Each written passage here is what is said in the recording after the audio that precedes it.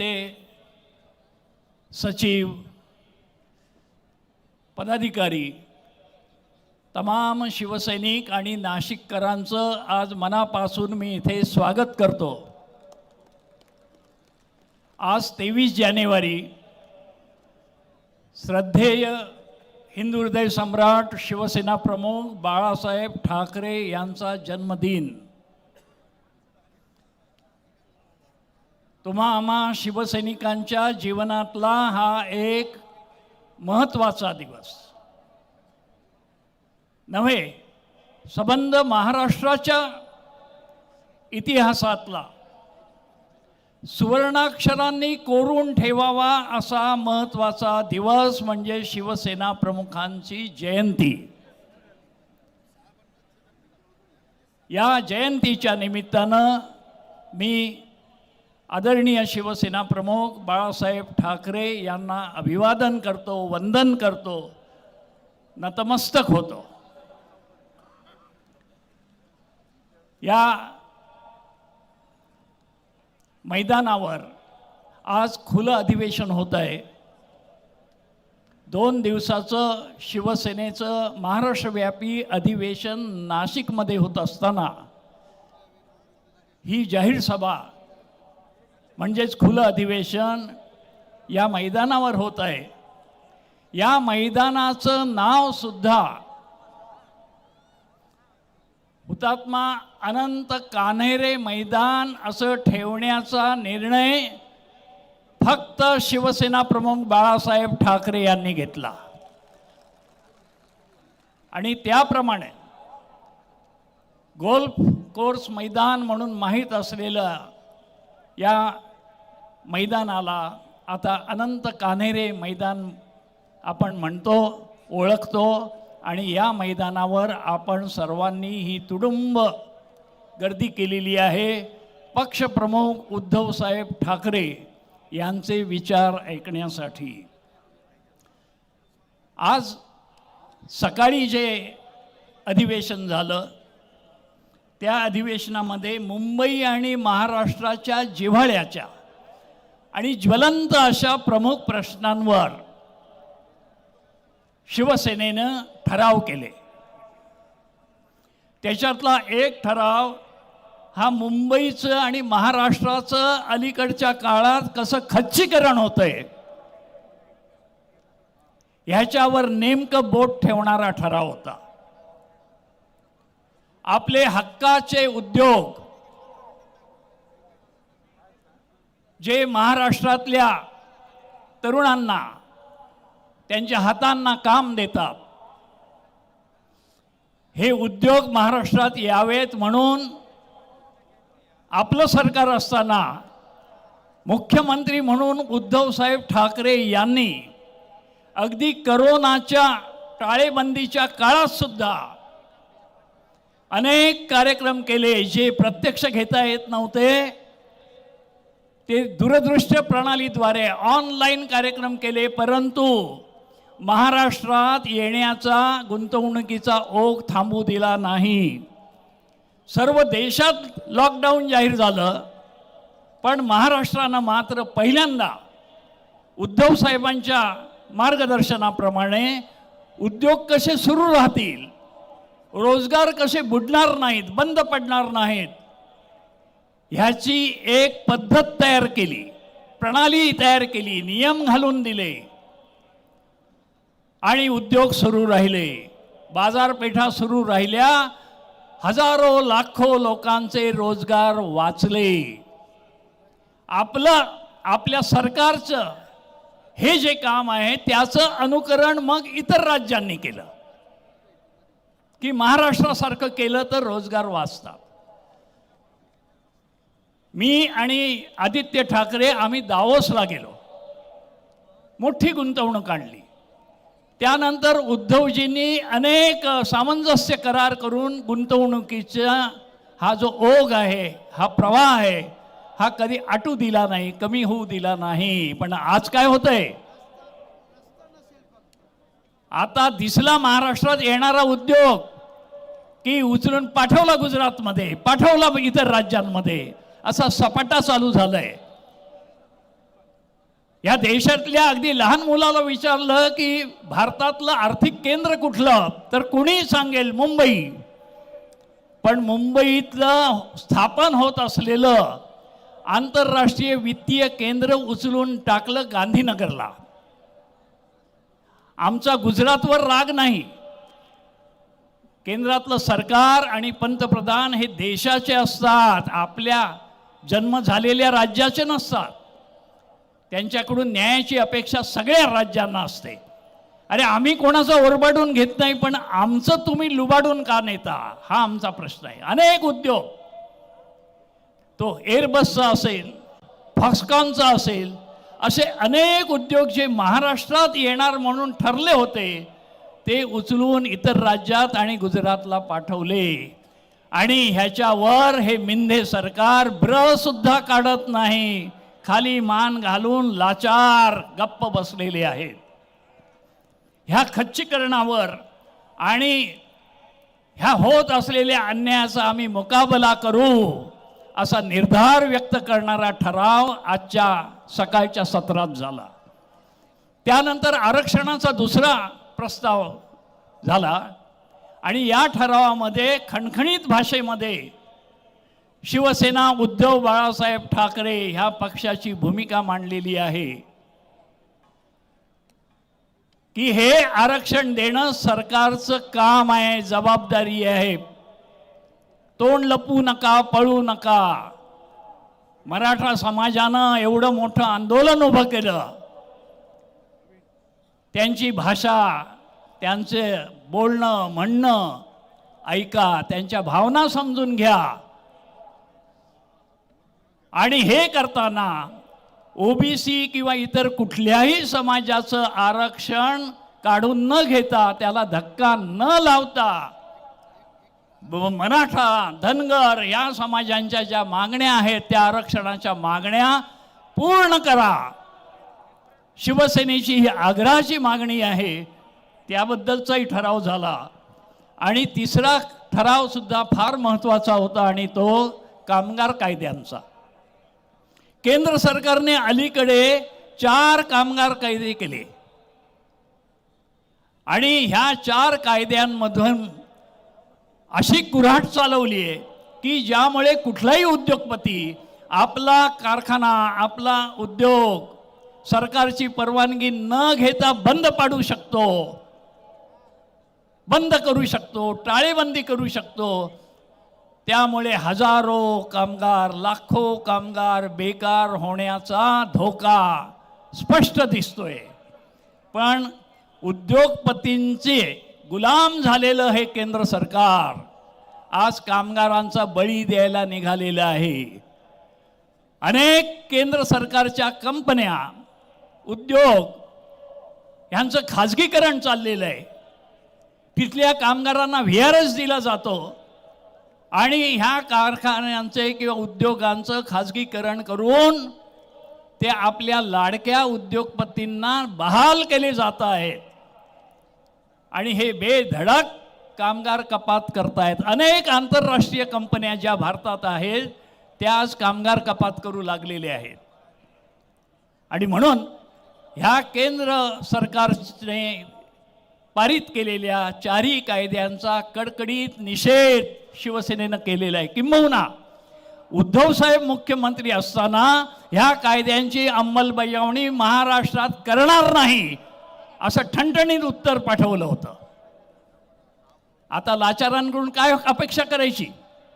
परंतु जोपर्यंत शिवसेना आहे, जोपर्यंत उद्धव साहेबांचे हे सगळे शिवसैनिक आहेत, कामगारांना आम्ही धक्का लावू देणार नाही, हा आमचा निश्चय आहे. महाराष्ट्रात सुद्धा भरती प्रकरणात घोटाळा झाला, या ठरावात तोही उल्लेख आहे. तलाठ्यांची भरती झाली, इतर भरत्या झाल्या. अरे भरती सरकारी खात्यांमध्ये असेल तर ती सरकारी यंत्रणेने केली पाहिजे, पण ह्यांनी खाजगी यंत्रणा नेमल्या. कारण खाजगी यंत्रणांमार्फत आपल्या बगल बच्चांना घुसवता येतं.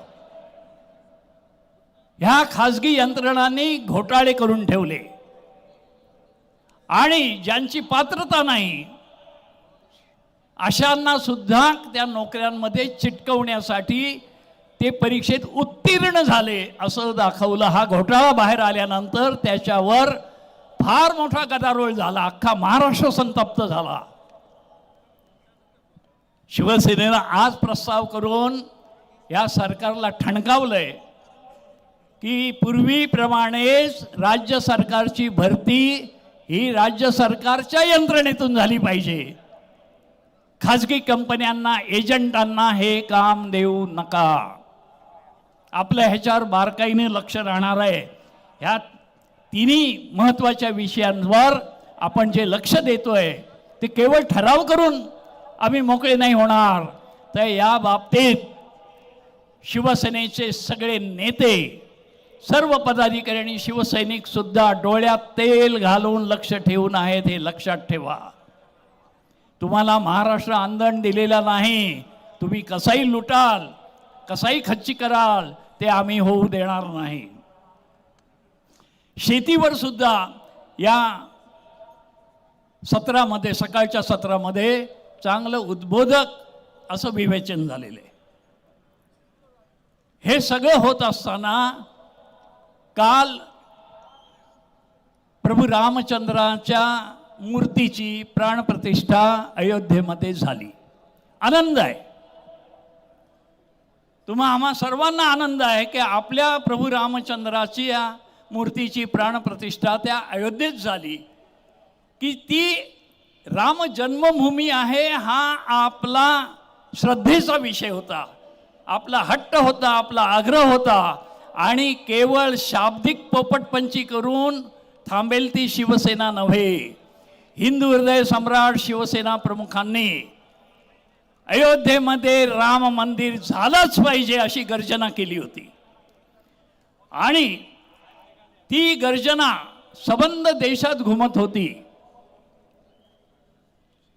जेव्हा कारसेवेला सुरुवात झाली त्यावेळेला शिवसेना प्रमुखांनी जाहीर केलं की माझे शिवसेनेचे वाघ अयोध्येमध्ये जातील आणि कारसेवा करतील. साहेबांनी तेव्हा हेही नमूद केलं होतं, जाहीर केलं होतं, केवळ भजन कीर्तन करण्यासाठी माझे शिवसैनिक अयोध्येत जाणार नाहीत. हा मंत्र ऐकून जे शिवसैनिक कारसेवक बनून अयोध्येत गेले ते भजन कीर्तन करत बसले नाहीत. त्यांनी त्यांची कामगिरी बरोबर पार पडली आणि बाबरीचा ढाचा कोसळला. त्याच्यातले काही कारसेवक शिवसैनिक इथे आलेले आहेत. हा 32 वर्षापूर्वीचा प्रसंग, त्यामुळे आता अनेक जण वयोवृद्ध झालेले आहेत, काही आपल्याला सोडून गेले. ज्यांना इथे येणं शक्य होतं ते इथे कारसेवक आलेले आहेत. मी त्यांना नम्रपणे वंदन करतो. ह्या कारसेवेमध्ये माझ्यासह काही शिवसेनेचे नेते, पदाधिकारी, त्यावेळचे आमदार, नगरसेवक यांना सुद्धा जाण्याचं भाग्य लाभलं होतं.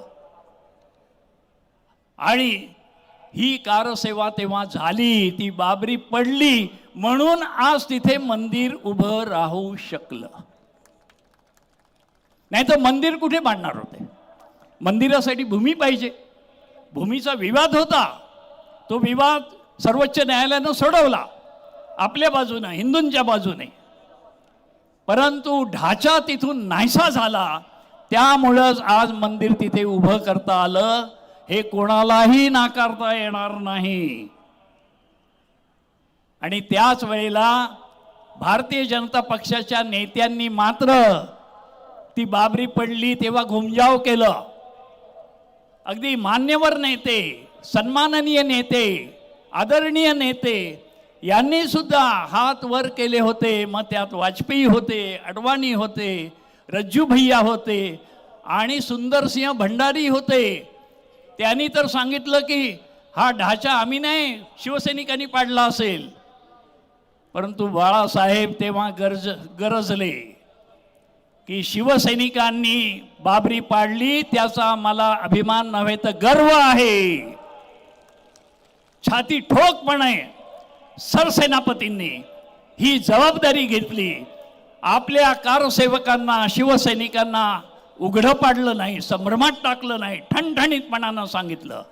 रजत शर्माने प्रश्न विचारला, क्या बाबरी गिराने में आपका हाथ था? बाळासाहेब म्हणाले, हात नाही था, पाव था.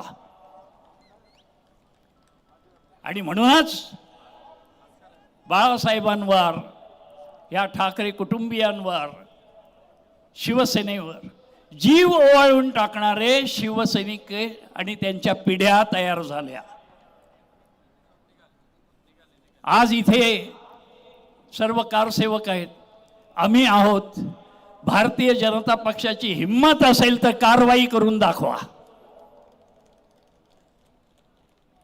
आम्ही स्वाभिमानाने ठणठणीतपणानं जे केलं ते सांगतो, हात बागला वर करत नाही.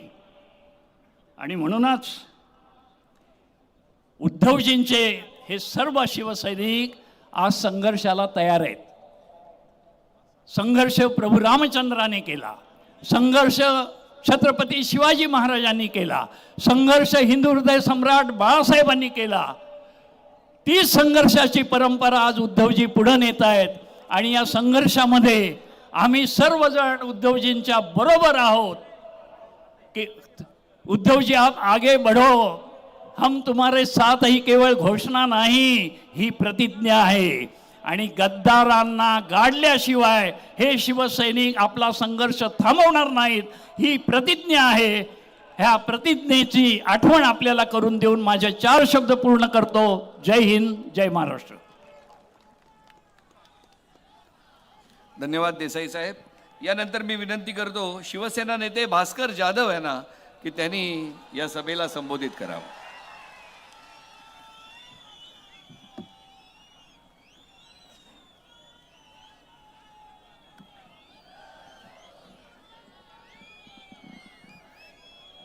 छत्रपति शिवराय,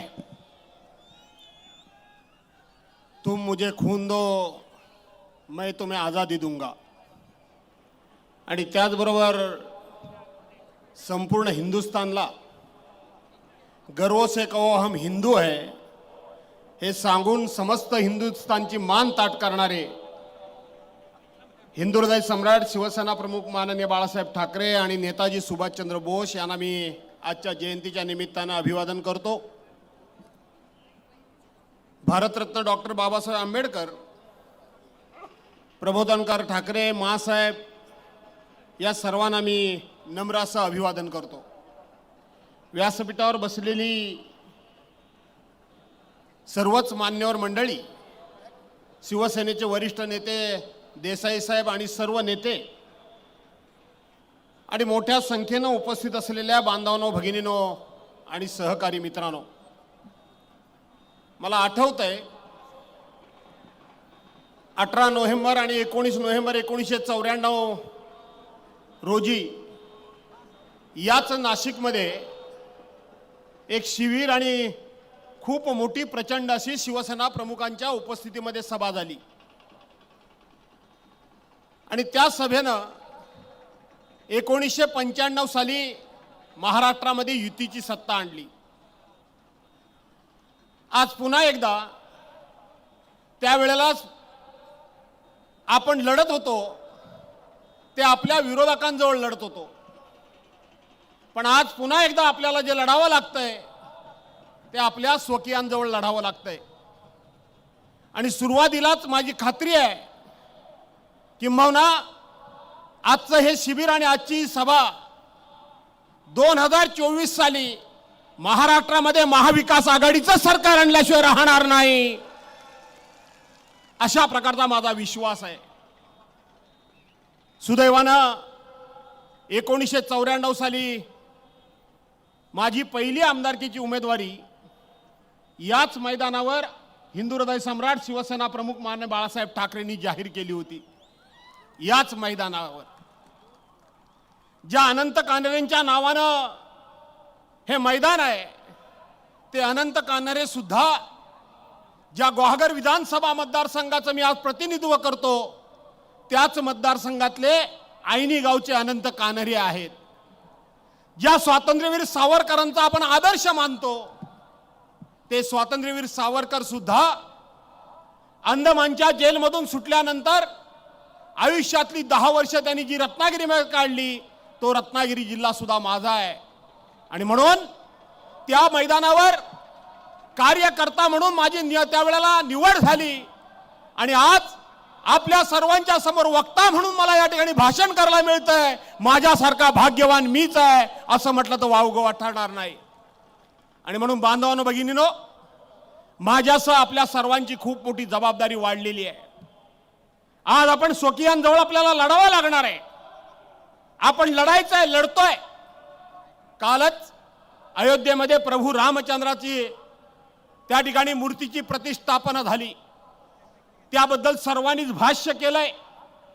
पण आजच्या निमित्तानं मला आपल्या सर्वांना सांगितलं पाहिजे की प्रभू रामचंद्र लहानपणापासून आम्ही जे बघितले, लहानपणापासून आम्हाला शाळेमध्ये, रामायणामध्ये, पुस्तकामध्ये, पुराणामध्ये, इतिहासामध्ये जे आम्हाला प्रभू रामचंद्र शिकवले गेले, ते प्रभू रामचंद्र अतिशय नम्र, अतिशय शांत, एक आदर्श बंधू, आदर्श पुत्र, आदर्श अशा प्रकारचा रयतेचा राजा.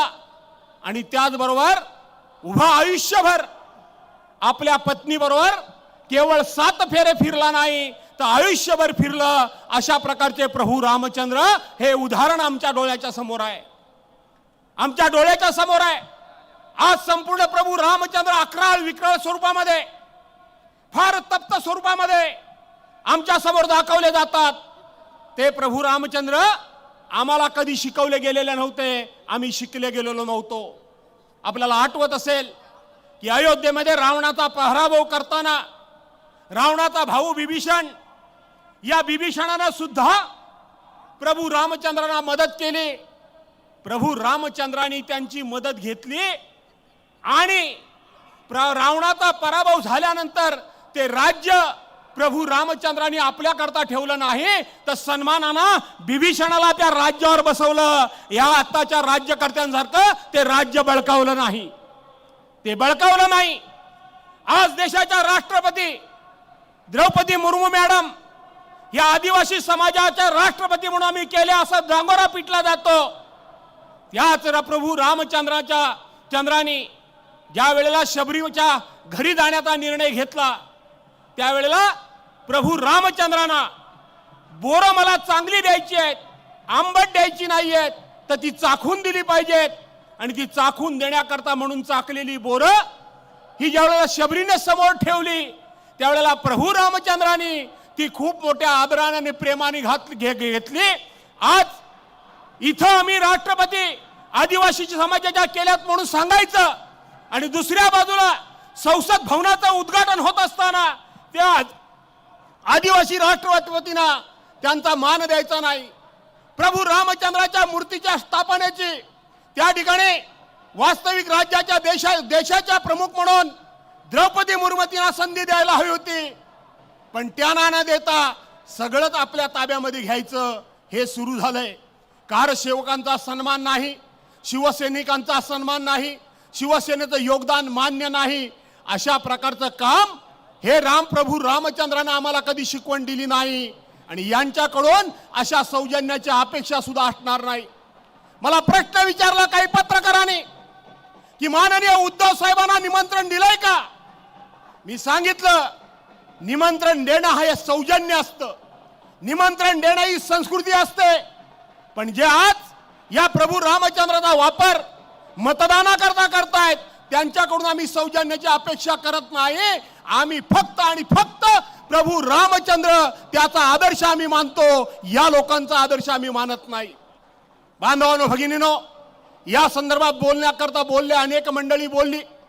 मी त्याविषयी फार काय बोलण्याची गरज नाही.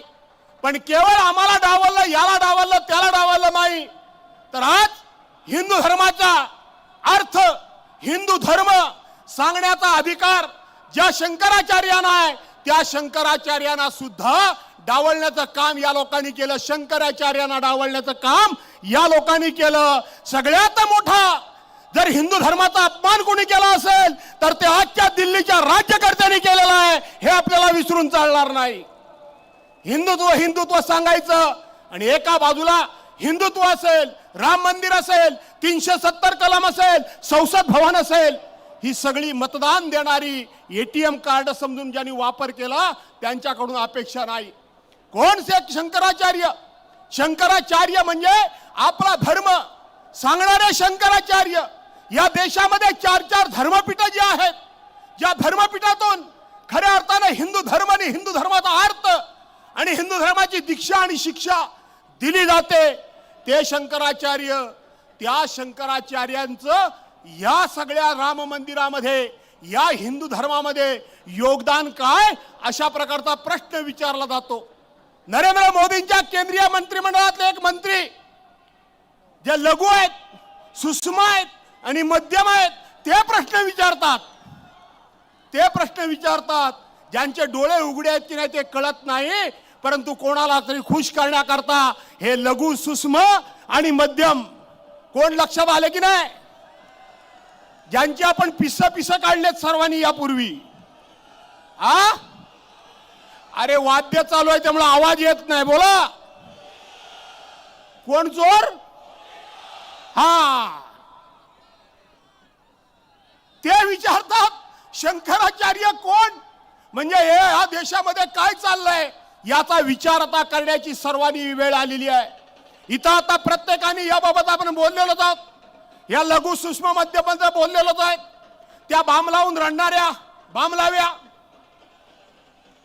बाम लाव्या त्याच्याबद्दल बोललेलो आहे.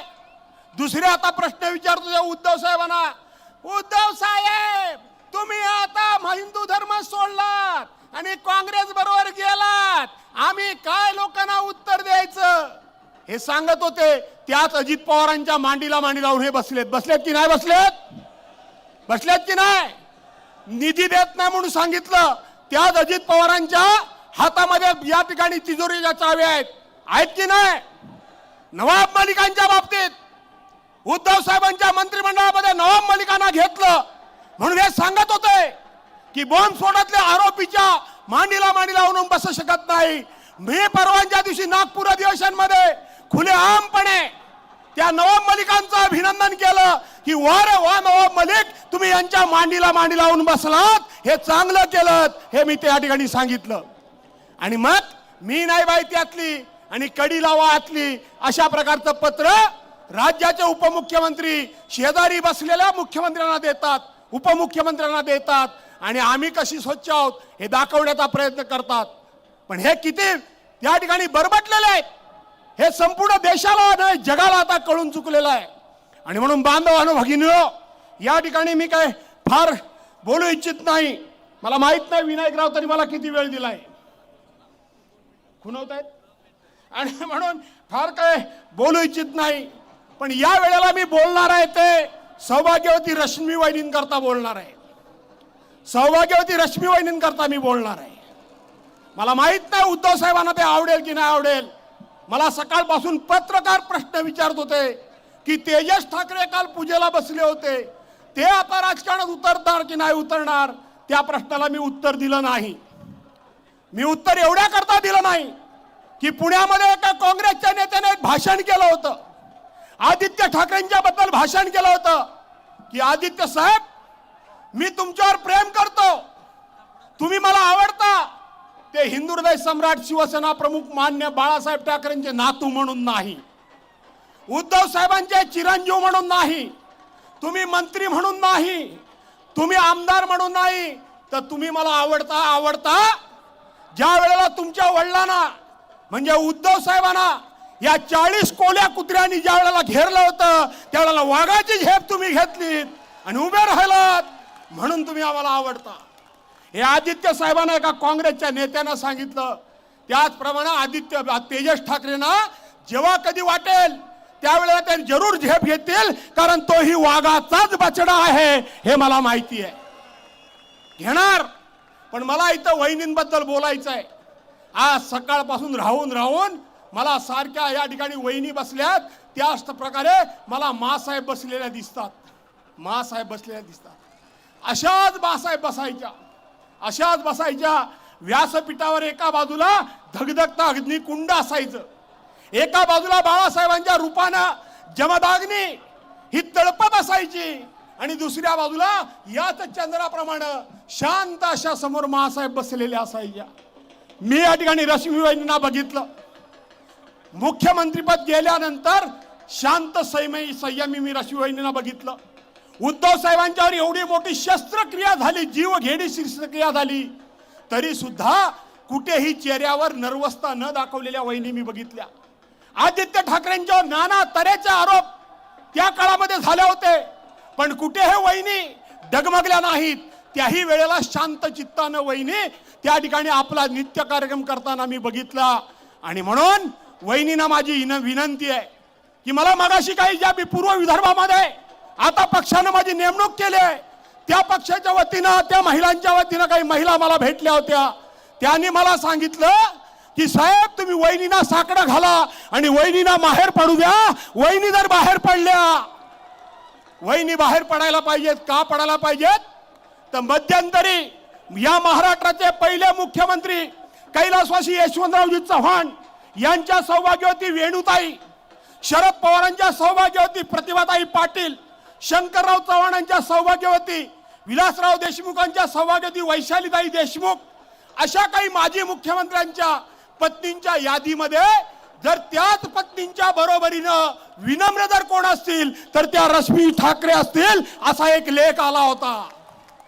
एक आदर्श पत्नी म्हणून, एक आदर्श माता म्हणून, एक आदर्श गृहिणी म्हणून आणि एक आदर्श राज्यकर्त्याची पत्नी म्हणून तुमचं त्या यादीमध्ये नाव आलं होतं. आणि म्हणून वहिनी आता बाहेर पडायची वेळ आली आहे.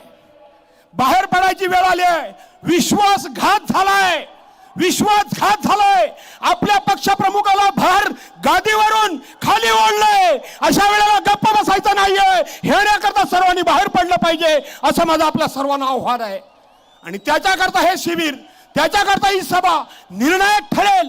आणि ज्याने ज्याने गद्दारी केले, ज्याने ज्याने विश्वासघात केलाय, त्यांना या देवभूमीमध्ये राजकीय दृष्ट्या गाळल्याशिवाय राहायचं नाही, असं आव्हान करतो आणि आपल्या सर्वांची रजा घेतो. जय हिंद, जय महाराष्ट्र. धन्यवाद भास्करजी. आणि यानंतर आपण ज्यांना ऐकण्यासाठी आता उत्सुक आहोत, शिवसेना नेते खासदार संजयजी राऊत यांना विनंती करतो की त्यांनी या सभेमध्ये आपलं मनोगत व्यक्त करावं.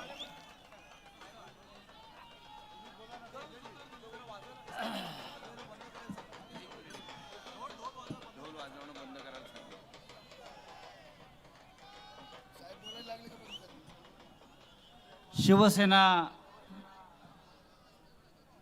पक्षप्रमुख उद्धव ठाकरेजी यांचं आगमन झालेलं आहे. लवकरच ते व्यासपीठावर येतील आणि आपण सगळेच या विराट सभेला त्यांचं मार्गदर्शन ऐकण्यासाठी उत्सुक आहोत. माझ्या आधीच्या वक्त्यांनी अत्यंत परखडपणे आपल्या भूमिका मांडलेल्या आहेत. आज सकाळच्या शिबिरामध्येही माझं भाषण केलेलं आहे. मी इतकंच सांगेन, मनामध्ये माझ कधी आपण मुजोड नाही. दिसतो साधे भोळे तरी मनगट कमजोर नाही. आपल्याला लढायचा कुणामध्ये चोर नाही. आपल्या एवढी कुणाचीही निष्ठा कठोर नाही. शत्रूच्या मनामध्ये आहे आपलाच ठाकरे. आपण खरी खुरी बाळासाहेबांची लेकरे. पक्ष आपला ठाकरे, चिन्ह आपलं ठाकरे. आन पान शान ठाकरे. पक्ष आपला ठाकरे, चिन्ह आपलं ठाकरे. समजा उद्या तुमच्या हातामध्ये सत्ता आली आणि तुमचे आमदार तिकडे गेले तर मात्र आज शिवसेना पक्षप्रमुख उद्धवजी ठाकरे, शिवसेना नेते आदित्य ठाकरे यांचं आगमन झालेलं आहे. आणि ही विराट सभा, शिवसेनेचं एक खुलं अधिवेशन आपलं स्वागत करते आहे. अनंत कानेरे मैदानावर या देवभूमीत ज्या प्रकारचा हा उत्साह उसळलेला दिसतोय, आज अयोध्येतून प्रभू श्रीरामचंद्र सुद्धा आपल्याला आशीर्वाद देत असतील, लक्षात घ्या. प्रभू श्रीरामाचा आशीर्वाद जर कोणाला आज मिळणार असेल तर तो फक्त शिवसेनेला मिळणार आहे. आदित्य ठाकरेजी नेहमी प्रभू श्रीरामाच्या एका वचनाची आठवण करून देतात, ते म्हणजे रघुकुल रीत सदा चलाई, प्राण जाय पर वचन न जाय.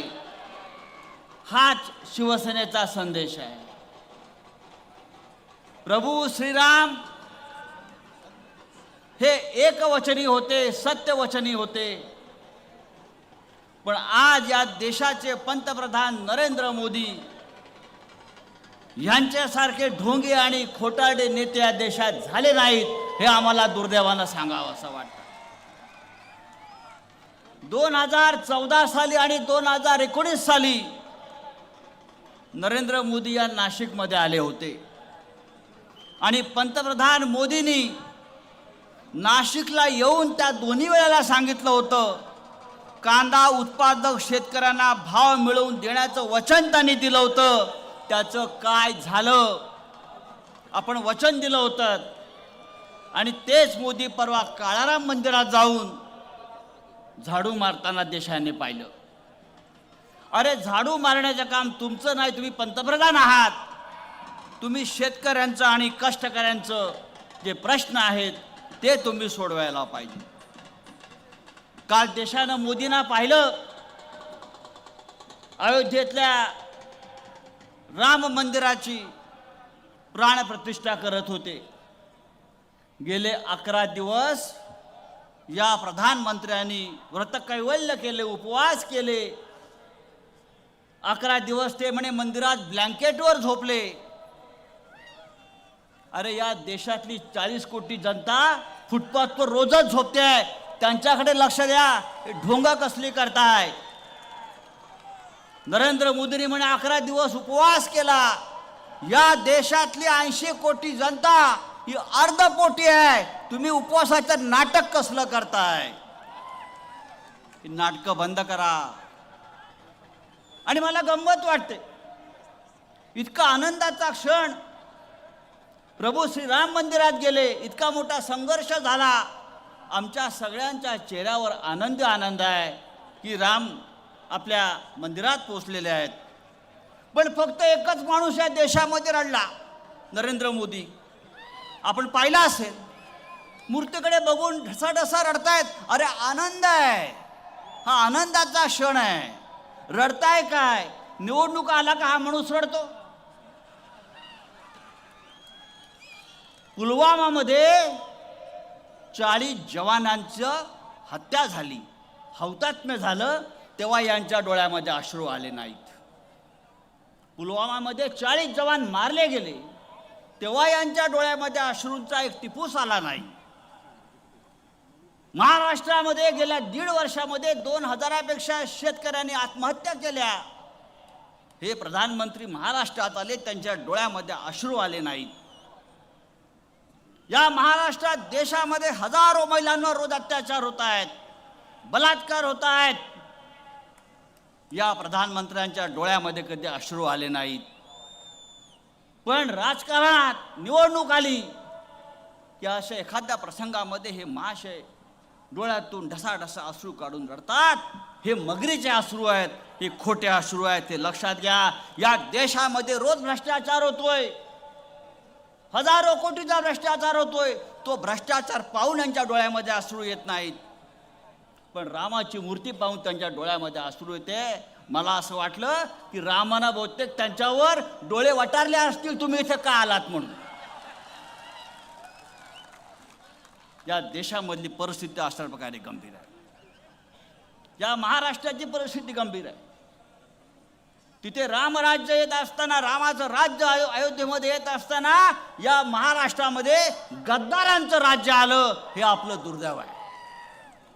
आणि म्हणून मी सांगतो, एकच घोषणा देतोय जी सातत्याने देशात देण्यात आलेली आहे, तख्त बदल दो, तख्त बदल दो, राज बदल दो, गद्दारों का राज उखाड दो, या प्रकारचा एक आपल्याला संदेश घेऊन या देशामध्ये जायचं आहे. काय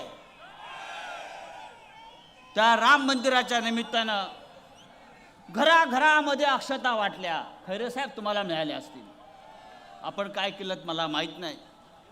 घराघरामध्ये लोक गेले अक्षता घेऊन, अक्षता घेऊन, अक्षता घेऊन.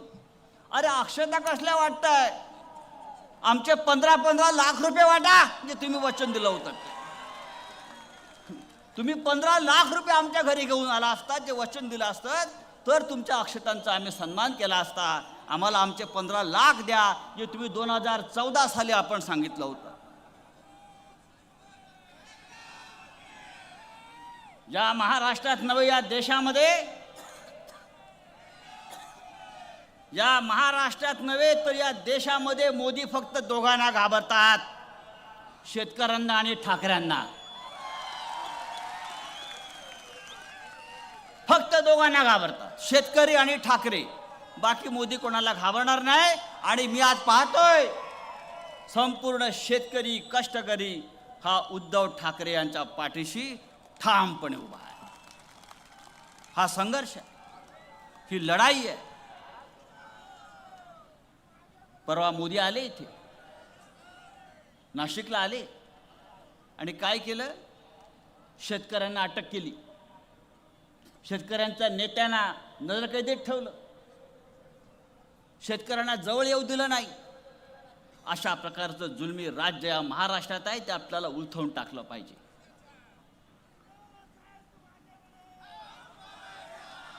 नुसतं आगे बढवायचं नाहीये, आपल्याला ही शिवसेना दिल्लीपर्यंत पोचवायची आहे. पुन्हा एकदा या दिल्लीचं राज्य आपल्या हातात घ्यायचं आहे, या महाराष्ट्र राज्य आपल्या हातामध्ये घ्यायचं आहे. आणि माननीय उद्धव साहेबांना मी तर म्हणतो, फक्त महाराष्ट्र नाही तर देशाचं नेतृत्व आपल्याला द्यायचं आहे.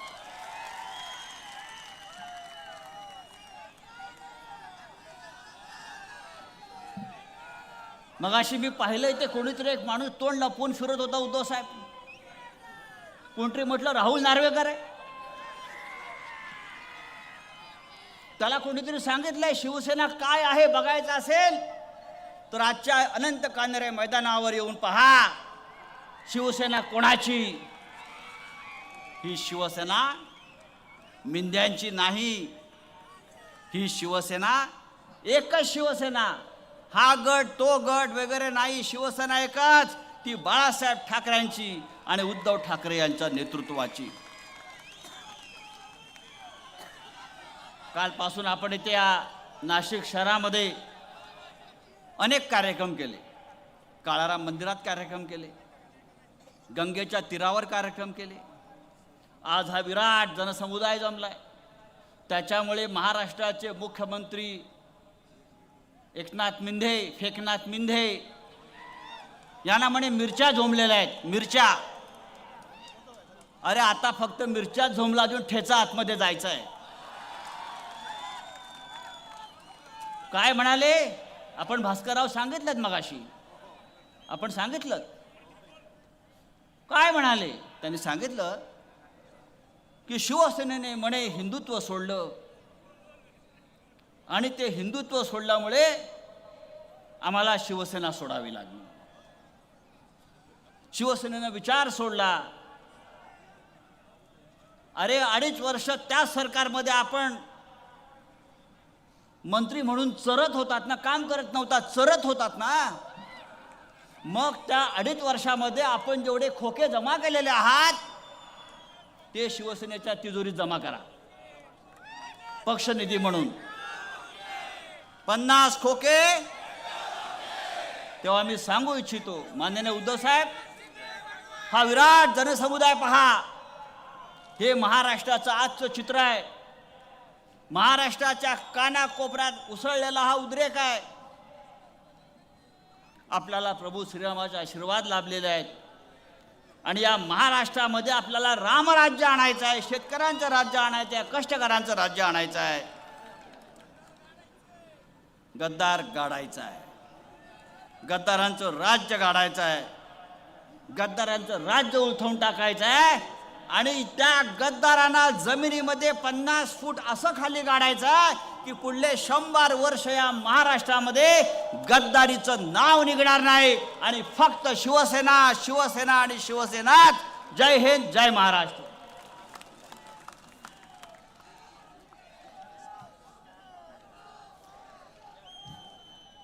आणि आता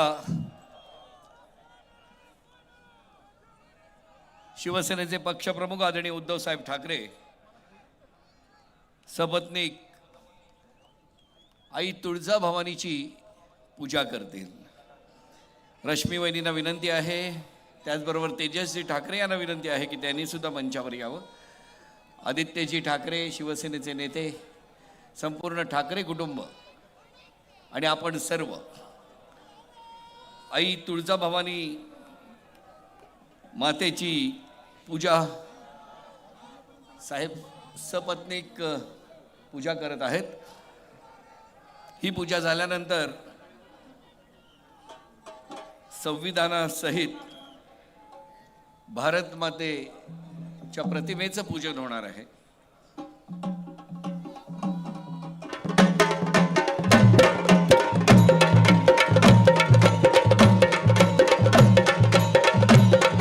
सगळ्यांनी खरं तर हात वरती करून टाळ्या वाजवल्या पाहिजे, हा ठेका पकडला पाहिजे. या व्यासपीठावरून बघितलं तर सगळ्या मशाली पेटले, तसंच काही चिन्ह आहे. सगळ्यांचे हात वरती.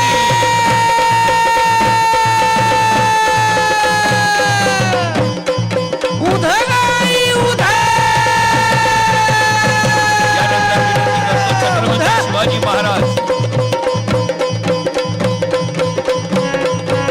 त्याचबरोबर परमपूज्य डॉक्टर बाबासाहेब आंबेडकर, कैलासवासी प्रबोधनकार ठाकरे, हिंदू हृदय सम्राट वंदनीय शिवसेना प्रमुख बाळासाहेब ठाकरे, स्वर्गीय माँसाहेब यांच्या प्रतिमेचं सुद्धा पूजन होणार आहे.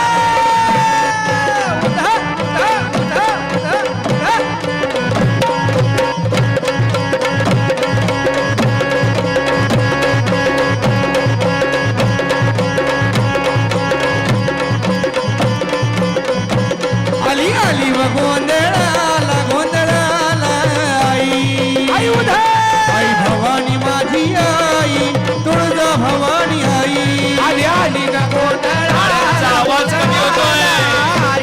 आई उधा भवानी माझे आई तुळजा भवानी आई उधगा बाबाई तुळजा भवानी माझी आई आई उधगा बाबाई तुळजा भवानी माझे आई आई उधगा बाबाई तुळजा भवानी माझी आई आई उधगा बाबाई तुळजा भवानी माझी आई आली आली व गोंधळाला गोंधळाला आई आई तुळजा भवानी आई आली आली ग गोंधळाला गोंधळाला आई उधव, उधव, उधव, उधव, उधव. भवानी आली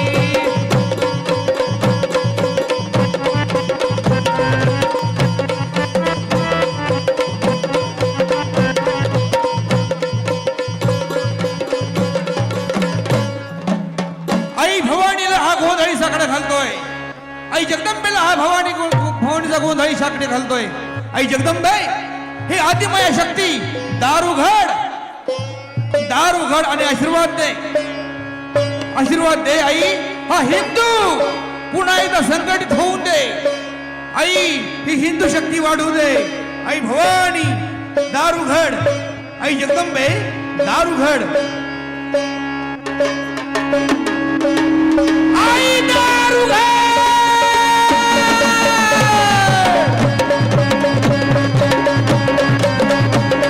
दारुगड भैया ग दारुगड भैया दारुगड भैया हगदा दारुगड भैया ग दारुगड भैया दारुगड भैया हगदा दारुगड भैया ग दारुगड भैया दारुगड भैया हगदा दारुगड भैया ग दारुगड भैया दारुगड भैया हगदा दारुगड भैया ग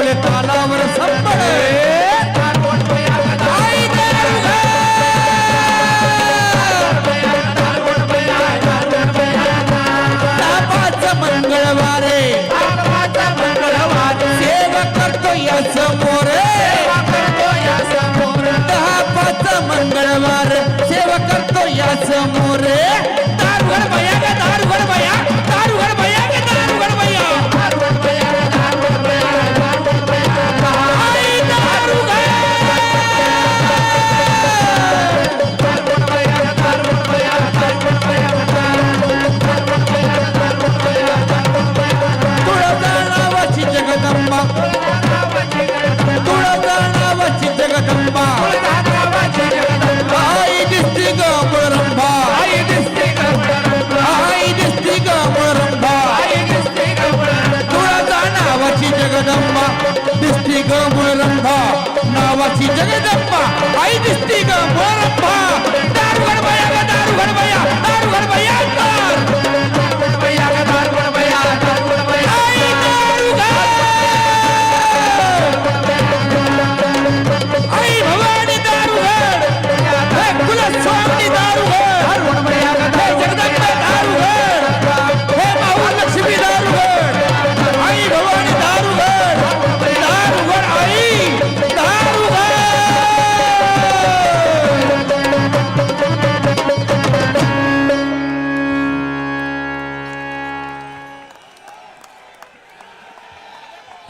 छत्रपती शिवाजी महाराज की उद्धव साहेब आगे बढ़ो. मी विनंती करतो शिवसेना पक्ष प्रमुख आदरणीय उद्धव साहेब ठाकरे यांना की त्यांनी या सभेला मार्गदर्शन करावं. जय भवानी जय शिवाजी. जमलेल्या माझ्या तमाम हिंदू बांधवांनो, भगिनींनो आणि मातांनो, हा गोंधळ आता आपल्याला महाराष्ट्राच्या कानाकोपऱ्यात घालायचा आहे. आणि महाराष्ट्राची जी भवानी आहे तिला मी आज साथ घालतोय की बये दारुगड.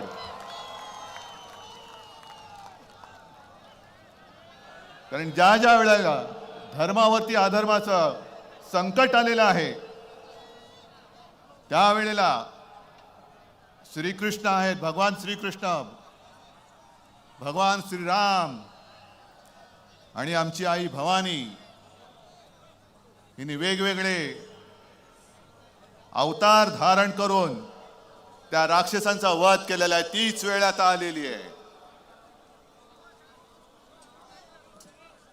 काल आपण इतके वर्ष ज्याच्यासाठी संघर्ष करत होतो आणि केला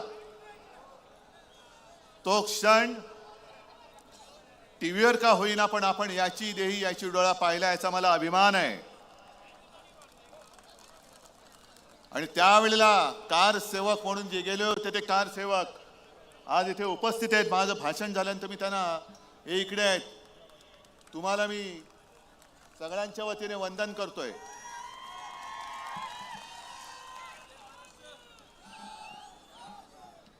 काल काळाराम मंदिरामध्ये मी गेलो होतो, सावरकरांच्या जन्मभूमीत मी गेलो होतो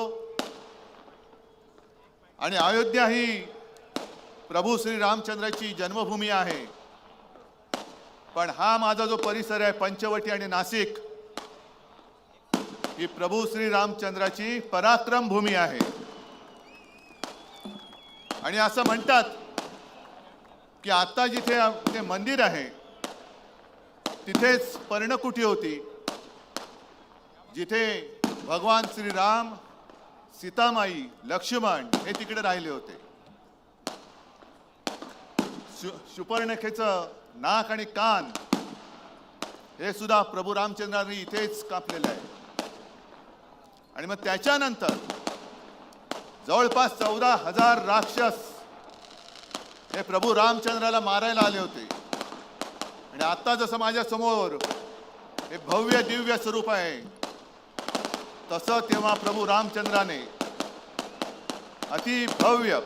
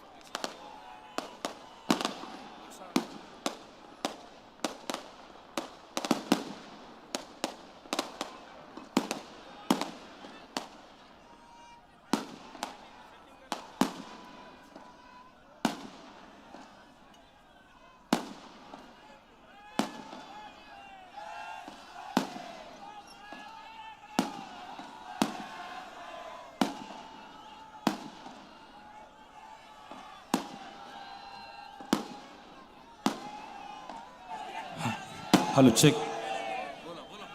अरे फटाक्याच्या ठिकाणी कोण असेल पाणी होत ना त्याच्यावरती उलट कर.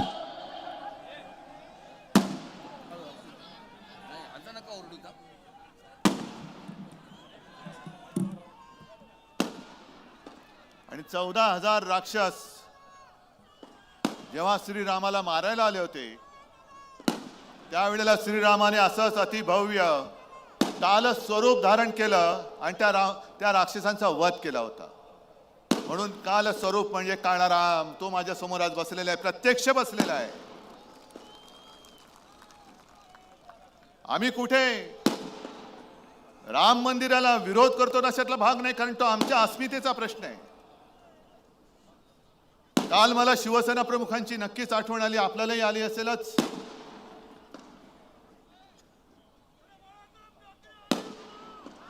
अरे काय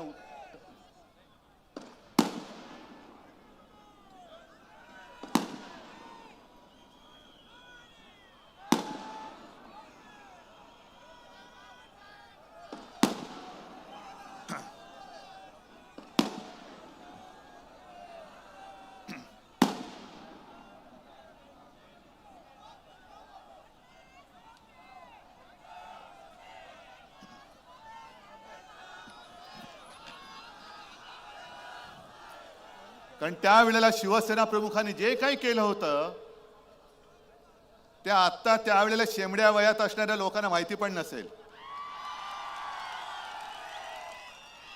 बरं, यांची इथपर्यंत मजल गेली की शिवसेनेचं योगदान काय. शिवसेनेचं योगदान इकडे बसलेलं आहेच. आणि त्यावेळेला सुद्धा सगळेजण जे पळाले होते, अगदी सुंदरसिंग भंडारींपासून वाजपेयींपासून अडवाणी सुद्धा, तरी देखील अडवाणींबद्दल मला एक आदर आहे, नक्कीच आहे. कोणी जबाबदारी घ्यायला तयार नव्हतं. जर शिवसेना प्रमुख त्यांनी ही जबाबदारी घेतली नसती तर बाबरी कोणी पाडली? बाबरी काय अशीच पडली? पण यांची मजल इथपर्यंत गेलेली आहे की शिवसेनेचं योगदान काय.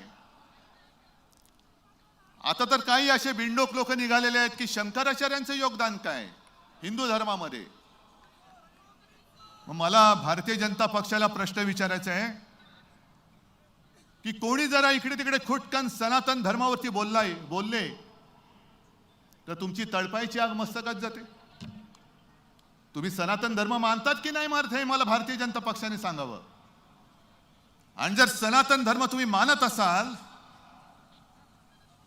तर तुमच्या पक्षामध्ये जे आज बाजार बोंडगे आयाराम भरलेले आहेत, भ्रष्टाचारी. मगाशी भास्करराव तुम्ही त्याचा समाचार घेतलाय, 70,000 कोटींचा घोटाळा, एवढ्या 1,000 कोटींचा घोटाळा. हे सगळे घोटाळेबाज भ्रष्टाचारी हे सगळे तुम्ही तुमच्या पक्षात घेतले. मग मी असं म्हणू का की भारतीय जनता पक्षात आज भ्रष्टाचार्यांना मान आहे पण शंकराचार्यांना मान नाही. मग मोदींचं राजकारण किंवा हा काय नवीन धर्म तुम्ही काढताय की शंकराचार्यांचे? अरे तुम्ही भ्रष्टाचारांशी बोलताय, लपून छपून रात्री जाऊन हुडी घालून बोलताय. तुम्ही तुमच्या पक्षामध्ये त्यांना घेताय, मोठी मोठी पदं देतायत, आजूबाजूला बसवतायत. प्रफुल्ल पटेल बरोबर तुमचे फोटो येत आहेत. मिरची बरोबर ज्यांनी व्यवहार केला, देशद्रोही इक्बाल मिरची, त्याच्याबरोबर व्यवहार केला म्हणून बोंबलणारे तुम्हीच होतात. त्यांच्या तिकडे उद्घाटनाला जात आहेत. आपल्याकडे सुद्धा जे काही होते घाबरून पळाले, खोक्यामध्ये बंद झाले. आणि आज मी तुम्हाला जाहीर सांगतोय, लढाईला तुम्ही तयार आहात की नाही आहात? तुमच्यापैकी एक सुद्धा घाबरून जाणार असेल तर आत्ता जा. कारण शिवसेना प्रमुखांचा जय जयकार करताना जे शिवसेना प्रमुख आपल्याला शिकवून गेले की अरे 100 दिवस शेळी होऊन जगण्यापेक्षा एकच दिवस वाघ म्हणून जगा. तर आधी गेल्या तेवढ्या शेळ्या खूप झाल्या, आणखीन कोणी असेल तर निघून जा. शेळ्यानो निघून जा, मिंद्यांकडे जा, नावच मिंदे आहे. आणि एवढं सगळं भ्रष्टाचारी म्हणून बोलल्यानंतर लोकांसमोर तोंड दाखवल्याने लाज वाटत नाही. पण मला खरंच आश्चर्य वाटतं की हिंदुत्व हिंदुत्व हिंदुत्व सनातन धर्म नुसतं बोलणाऱ्या भारतीय जनता पक्षाला भ्रष्टाचारांना पटवण्यासाठी सगळे खोके आहेत, सगळी पदं आहेत, पण धर्माची शिकवण देणाऱ्या शंकराचार्यांना तुम्हाला भेटण्याची सुद्धा तसदी घेण्याची वेळ नाही. कोणतीही अवदस आहे, कोणता धर्म आहे, हा कोणता तुमचा हिंदू धर्म आहे? आणि अशी काय घाई झाली होती? आम्हाला घाई होतीच, पण ही घाई रामनवमीपर्यंत तुम्ही थांबला असता तर आम्ही तुम्हाला काही घाई केली नसती. आम्ही हा विषय केव्हा घेतला होता आणि म्हणूनच आम्ही भारतीय जनता पक्षाला पाठिंबा दिला होता. राम मंदिर बनवण्यासाठी आम्ही भारतीय जनता पक्षाला पाठिंबा दिलाच होता, हे मी जाहीर सांगतोय. काश्मीरमधला 370 कलम काढून टाकण्यासाठी सुद्धा आम्ही तुम्हाला पाठिंबा दिलाच होता. हिंदूंवरती अत्याचार होत असताना सुद्धा हिंदूंचं रक्षण करण्यासाठी सुद्धा आम्ही तुम्हाला पाठिंबा दिलाच होता. पण जेव्हा कठीण काळ होता त्यावेळेला शिवसेनेची सोबत तुम्हाला लागली. अटल बिहारी वाजपेयी जेव्हा यांना केराच्या टोपलीत टाकायला निघाले होते तेव्हा तुम्हाला शिवसेना प्रमुखांनी मदत केली. ती शिवसेना तुम्ही आज संपवायला निघालात. हे तुमचं हिंदुत्व? बरं, संपवत आहे ना, या ना मैदानात, आम्ही मैदानात आहोत. जे का होईल तो फैसला मला मंजूर आहे. पण हे स्वतः सगळे कडोकट बंदोबस्तात राहणार. आमचे सगळ्यांचं संरक्षण काढून घेतलं आहे ते पण काढून घ्या. हे आमचं संरक्षक कवच आहे. कोणाची माय व्यायली असेल तर अंगावर येऊन दाखवा. पण स्वतः कडेकोट बंदोबस्तात राहायचं. पोलीस, निमलष्करी, लष्करी, पुढे बॉम्ब जॅमर, एवढं सगळं करून तुम्ही 56 इंचाची छाती दाखवता. अरे माझ्या शेतकऱ्याची सुकलेली छाती, हडकुळी छाती तुम्हाला भारी पडणार आहे. ती भारी पडणार आहे. पण संपूर्ण संरक्षक कवचात राहणार. भारतीय जनता पक्षाकडे मुळामध्ये कार्यकर्तेच नाही जे माझ्याकडे मर्द मला शिवसेना प्रमुखांनी दिले. मी आज सकाळी सुद्धा बोललो, आज पुन्हा सांगतो, ही माझी वडिलोपार्जित संपत्ती आहे. होय, वडिलोपार्जित आहे. मी वारसा घेऊन पुढे चाललेलो आहे. पण भारतीय जनता पक्षाकडे असा कोणी कार्यकर्ता नाही. दंगल झाली का आतमध्ये शेपूट घालून पडणारी अवलाद. आमच्या नेत्यांवरती, साध्या साध्या शिवसैनिकांच्या घरी ईडी, इन्कम टॅक्स, सीबीआय हे तुमचे घरगडी येऊन त्यांच्याकडे धाडी टाकतात. बरं, धाडी टाकले तर टाकल्या, घर माझ्या कार्यकर्त्याचं, पाय ताणून बसतात हे नालायक लोक. एवढी आमची सत्ता बघतो तुमच्या तांगड्या तुमच्या गळ्यात घालतो की नाही बघा.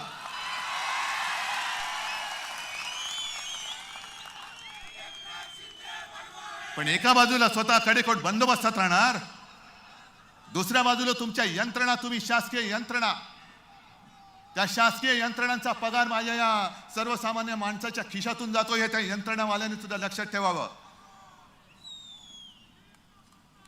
भेकड लेखाचे हे बीजेपी म्हणजे भेकड जनता पार्टी नाव ठेवा. आता भेकड जनता पार्टी भेकडांची पार्टी आहे. एक तर स्वतःमध्ये कर्तृत्व नाही, नेता तर कोणी देऊच शकत नाही. भाकड तर आहातच, पण भेकड सुद्धा आहात.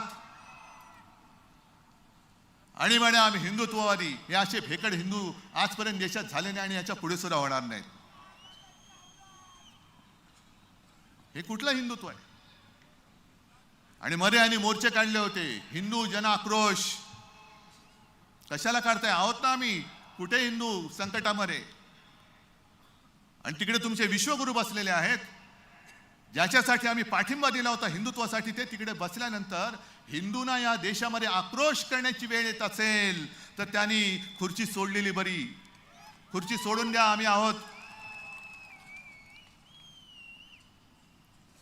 या सगळ्या गोष्टी या आता सहन होत नाही. म्हणून आपल्याला नुसत्या गप्प नाही बसून चालणार. सहन होत नाही, सांगता येत नाही, सांगितल्या पाहिजेत आणि तोडून मोडून काढल्या पाहिजेत. आता मोदीजींच्या वाऱ्या महाराष्ट्रामध्ये वाढल्यात. दर 5-10 दिवसांनी मोदी येत आहेत. कधी काळाराम मंदिरात, कधी सोलापूरमध्ये, कधी इकडे. आता म्हणतात मला वाटतं पोहरा देवीला येणार आहेत. या बघून घ्या, एकदा फिरून घ्या महाराष्ट्र कसा आहे बघून घ्या. कारण महाराष्ट्रच तुम्हाला धडा शिकवणार आहे. बघून घ्या महाराष्ट्र. पण मोदीजी ज्या वेळेला महाराष्ट्र संकटात होता ना, टोकते वादळ आलं होतं, निसर्ग चक्रीवादळ आलं होतं. कशाला इकडे माझा ग्रामीण भागात आलेला शेतकरी येतो, अवकाळी पाऊस त्याच्यावरती पडला, गारपीट झाली, तेव्हा मोदीजी आले. आता फक्त मतांसाठी येत आहेत. मणिपूरला गेले नाहीत, कारण मणिपूरला फक्त 2 जागा आहेत लोकसभेच्या, बरोबर ना, आणि महाराष्ट्रामध्ये 48. म्हणून मोदी इकडे येत आहेत. मग निवडणूक आल्यानंतर महाराष्ट्र तुम्हाला आठवतोय, पण संकटात जेव्हा महाराष्ट्र होरपळत असतो तेव्हा तुम्ही येण्याची साधी एक दानत नाही तुमच्याकडे. टोकते वादळ जसं महाराष्ट्रावरती आदळलं, गुजरातवरती सुद्धा आदळलं, पण महाराष्ट्राने मागून सुद्धा पैसे दिले नाहीत. पण पंतप्रधान गुजरातला धावत गेले आणि मागता न मागितले तरी सुद्धा 1000 कोटी गुजरातला देऊन आले. महाराष्ट्राला दिला ठेंगा. काय तुम्ही देशाचे पंतप्रधान आहात की गुजरातचे आहात? म्हणजे देश के लिए मन की बात आणि गुजरात के लिए धन की बात. का तुम्ही विष फिरताय? गुजरात आमचा सुद्धा आहे. आमच्यामध्ये सुद्धा इकडे गुजराती माता भगिनी बांधव सगळे राहत आहेत, वर्षानुवर्ष राहत आहेत, हिंदू म्हणून राहत आहेत. मी काल तिकडे गेलो, देवळाली बघितली, भगूर बघितलं, नाशिक बघितलं. अनेक आहेत आपल्याकडे गुजराती आहेत, मुंबईमध्ये आहेत, देशभर पसरलेले आहेत. पण तुम्ही आता हिंदूंमध्ये जो भेदभाव करतात ना, ते हिंदूंमध्ये विष कालवतात, ते घातक आहे. अगदी 92-93 साली सुद्धा ज्या मुंबईमध्ये दंगली पेटल्या होत्या, तेव्हा जा तिथल्या गुजराती बांधवांना आणि उत्तर भारतीयांना सुद्धा विचारा की तुम्हाला कोणी वाचवलं होतं? शिवसेनेने वाचवलं होतं. आम्ही भेदभाव नव्हता केला की अरे कोण आहेस तू, मराठी आहेस, गुजराती आहेस का आणखीन कोणी आहेस, नाही केला. कोरोनामध्ये सुद्धा जेव्हा मी मुख्यमंत्री होतो, संपूर्ण महाराष्ट्र माझं कुटुंब आहेच, मी कुटुंब वत्सल आहेच.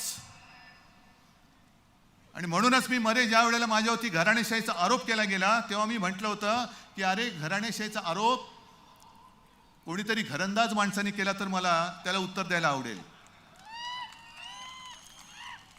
पण घरदार सोडून माझ्या घराणेशाहीवरती आरोप करणार असेल तर ही माझी घराणेशाही, हे माझं घराणं आहे, महाराष्ट्र माझं कुटुंब आहे. त्याच्यामध्ये गुजराती सुद्धा आहेत, मराठी तर आहेतच, माझ्या हक्काचे आहेत.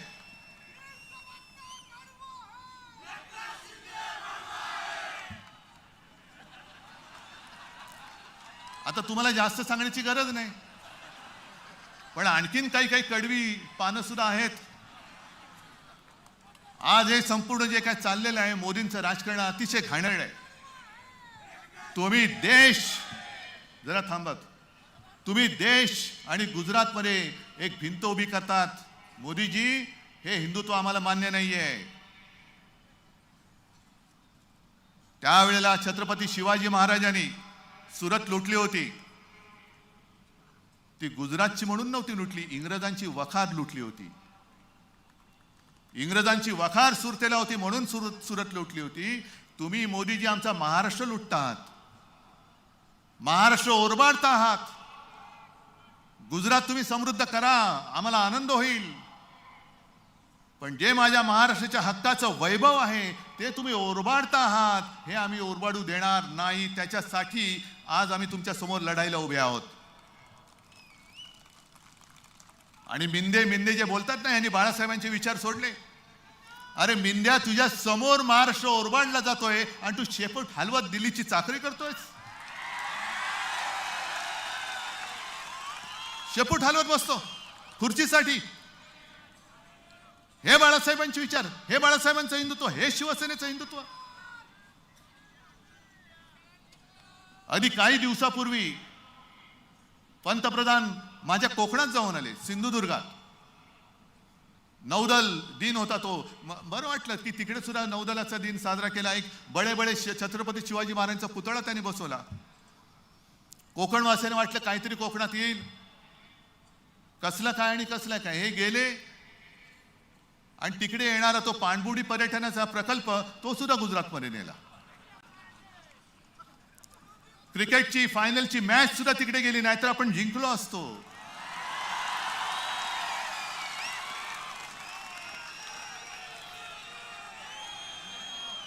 आता तर म्हणजे मधल्या काळामध्ये हेच लोक ओरडून बोंबलून ओरडत होती ना सगळी, बॉयकॉट बॉलिवूड, बॉयकॉट बॉलिवूड. आणि काय काय होतं काल राम मंदिराच्या इकडे सगळे बॉलिवूडच बॉलिवूड. म्हणजे शंकराचार्य नाही, पण शंकराचार्यांचं काम करणारे तिकडे, हे यांचं थोतांड. बॉयकॉट बॉलिवूड. आता ते फिल्मफेअरचा तो सोहळा आहे तो सुद्धा आता ते गुजरातमध्ये घेऊन चाललेत. म्हणजे जिथून जिथून जे काय महसूल मिळण्याची जी काही ठिकाणं आहेत ती सगळी ओरबाडून गुजरातमध्ये घेऊन जातात, सगळी घेऊन जातात. कशासाठी तुम्ही हे करताय सगळं? काय महाराष्ट्राने असं काय तुमचं पाप केलेलं आहे की तुम्ही आमच्या मुळावरती आला? जो महाराष्ट्र संकटात तुम्हाला दिल्लीमध्ये घेऊन गेला त्या महाराष्ट्राच्या मुळावर तुम्ही घाव का घालता आहात? आणि मग हे असं बोलल्यानंतर यांनी बाळासाहेबांचे विचार सोडले. तुम्ही आज मला सांगा, मी एक तरी बाळासाहेबांचा विचार सोडल्याचं तुमचं मत असेल तुम्ही सांगाल तर मी जे आहे ते पद सुद्धा मी सोडून द्यायला तयार आहे, जसं मी मुख्यमंत्री पद सोडलं. जा त्या नार्वेकरला सांगा, लबाडाला सांगा, इकडे येऊन हिम्मत असेल तर इकडून मध्ये येऊन बोल, मी तुझ्या बरोबर येतो. आणि सांग शिवसेना कोणाची. बंद दाराआड तू निर्णय देतोस. ज्या गोष्टी आम्ही दिल्याच नाही सांगतो त्याचे पुरावे आम्ही गेल्या वेळेला जनता न्यायालयात दाखवले. पाहिले की नाही तुम्ही? नसेल तर पुन्हा एकदा तुम्हाला दाखवीन. शिवसेनेची घटनाच मिळाली नाही, शिवसेनेमध्ये अमुकच नाही. एका 2013 साली हेच गृहस्थ तिकडे उभे होते बिल्ला घालून. आणि दुसऱ्या वेळेला तर आता जे म्हणतायत की हे पक्षप्रमुखच नाही तेच दाढी खाजवत माझ्या पाया पडले होते. पण ही शिवसेनेची घटना आहे. ही सगळी जी बसलेली लोक आहेत, माता भगिनी आणि बांधव, तुमचे आशीर्वाद, ही माझ्या शिवसेनेची घटना आहे.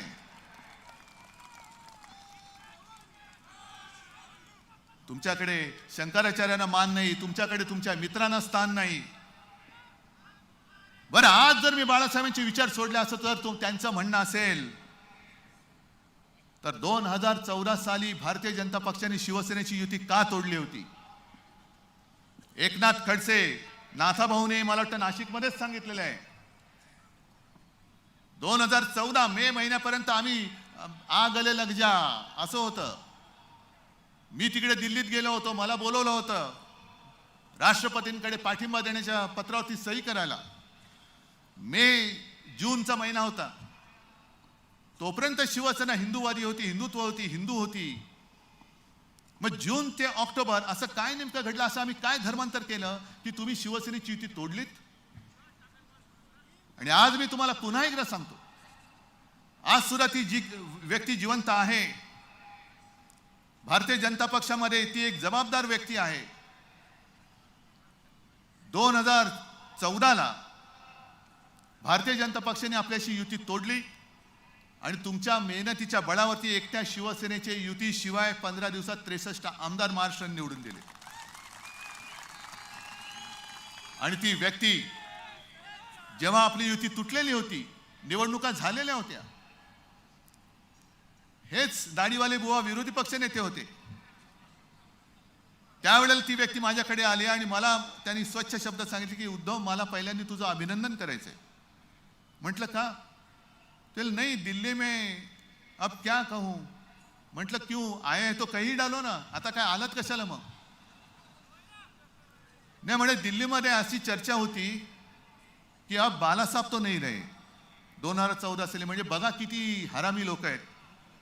2012 साली शिवसेना प्रमुख, त्यांना असं वाटतं की आपल्यातून गेले, पण आज सुद्धा बाळासाहेब आमच्या मनामध्ये आहेत. पण 2014 साली दिल्लीत हा विचार चालला होता कि अब बाला साहब तो नहीं रहे, ये उद्धव अकेला कुछ कर नहीं सकता और ये शिवसैनिक हैं, उद्धव के साथ जा नहीं सकते, अब समय आया है शिवसेना को खत्म करो, शिवसेना को खत्म करो। अरे इसके आएंगे तो कितने 5 या 10 सीटें आएंगी, लेकिन तूने तो कमाल किया, तुझे 63 आमदार आले, दिल्ली आता तुला घाबरते। 2014 साली सुद्धा शिवसेनेला खतम करण्याची भाषा करणारी लोक, काय आम्ही तुमचा गुन्हा केला होता? म्हणून सकाळी सुद्धा जे म्हटलं ना की राम हे एकवचनी होते, सत्यवचनी होते। मी शिवतीर्थावरती शिवाजी महाराजांच्या साक्षीने माझ्या आई वडिलांची शपथ घेऊन सांगितलं की अमित शहाने जे माझ्या बरोबर वचन दिलं होतं, मला वचन दिलं होतं ते त्यांनी मोडलं, नाही पाळलं त्यांनी। पण वचन मोडून सुद्धा तुम्ही स्वतःला रामभक्त मानता। जर वचन पाळलं असतं तर आज देवेंद्र फडणवीसला अर्धा नाही पाव मुख्यमंत्री जे झालेत ते आता ते पूर्ण मुख्यमंत्री झाले असते 2.5 वर्ष। काय फरक पडला असता? जी काय तुम्ही फोडाफोडी केलीत ती फोडाफोडी न करता आज अख्खीच्या अख्खी ही शिवसेनेची खरी ताकद तुमच्या सोबत राहिली असती आणि आता तुम्हाला महाराष्ट्रामध्ये वारंवार यावं लागतंय, ती येण्याची गरज लागली नसती। महाराष्ट्राने म्हणजे शिवसेनेने पुन्हा एकदा तुम्हाला सन्मानाने दिल्लीत पाठवलं असतं। पण तुम्ही घर फोडता, पक्ष फोडता, पक्ष पळवता, पक्ष चोरता आणि त्याही पेक्षा घातक 370 कलम काढलं, आम्ही कौतुक केलं।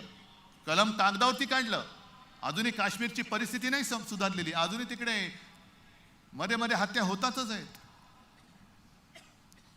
पण तेव्हा मला असं वाटलं होतं की यांचं जे एक घोषवाक्य आहे, एक विधान, एक निशाण, एक प्रधान, म्हणजे एक आमचा तिरंगा असेल, पण तो तिरंगा नाही आता असं म्हणतं त्या नड्डांच्या माहिती बोलण्याप्रमाणे की एक निशाण म्हणजे फक्त भाजपाचं निशाण, एक विधान म्हणजे मोदी लिहितील ते विधान आणि एक प्रधान म्हणजे तेच प्रधान, बाकी होणार नाही। हे चालणार आहे तुम्हाला? एक निशाण ते माझ्या भारत मातेचं तिरंगा असेल, भाजपचा फडका नसेल, आणि एक विधान हे माझ्या डॉक्टर बाबासाहेब आंबेडकरांनी लिहिलेलं संविधान असेल, भाजपने लिहिलेलं विधान नसेल, आणि एक प्रधान तो माझ्या जनतेने निवडून दिलेला असेल, तुमचा ईव्हीएम मधनं आलेला प्रधान नसेल। ज्या दिशेने आपण चाललेलो आहोत ही दिशा देशाला हुकुमशाहीकडे नेणारी आहे। मी मोदीजींचा विरोधक नाही, मी व्यक्तीचा विरोधक नाही, मी आज सुद्धा त्यांना नरेंद्र भाई म्हणतो, कारण माझे त्या काळामध्ये संबंध त्यांच्याबरोबर चांगले होतेच, हे मी जाहीर सांगतो। मला लपवण्याची गरज नाही आणि मला लपवणं माझ्या वडिलांनी शिकवलेलं नाही।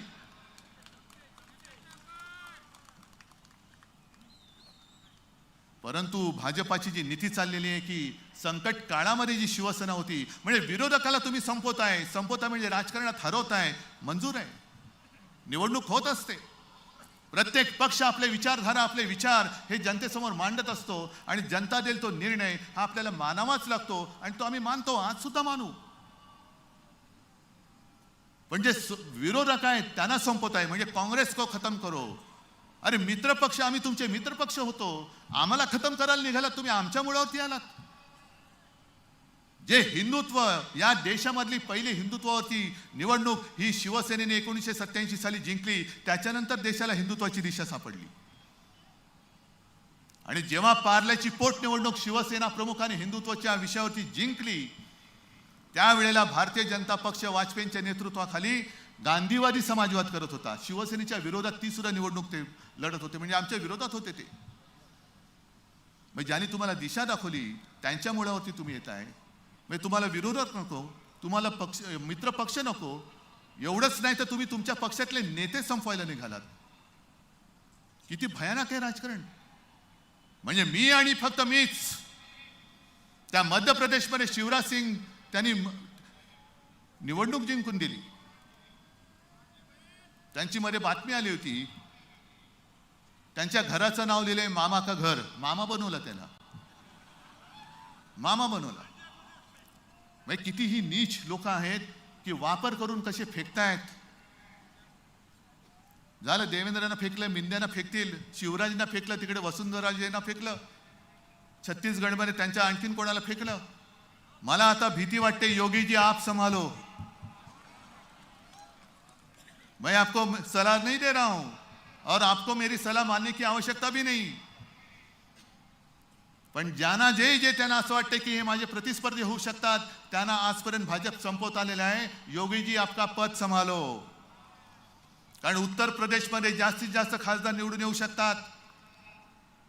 उद्या खासदार निवडून आल्यानंतर काहीतरी असं प्रकरण काढतील की योगीजींना सुद्धा काढून टाकतील. या सगळ्या गोष्टी बघत बघत जात असताना आपण नुसतं काय हाताची घडी तोंडावर बोट म्हणून गप्प बसणार आहात का? जो अन्याय आपल्यावरती चाललेला आहे, शिवसेना ही आपल्या हक्काची शिवसेना. अरे शिवसेना नसती तर मराठी माणूस काय झालं असतं आणि हिंदू तरी काय झालं असतं. हिंदुत्व जपणारी आणि मराठी पण टिकवणारी ही शिवसेना हे लाचार नष्ट करायला निघालेत. हे तुम्हाला पटणार आहे?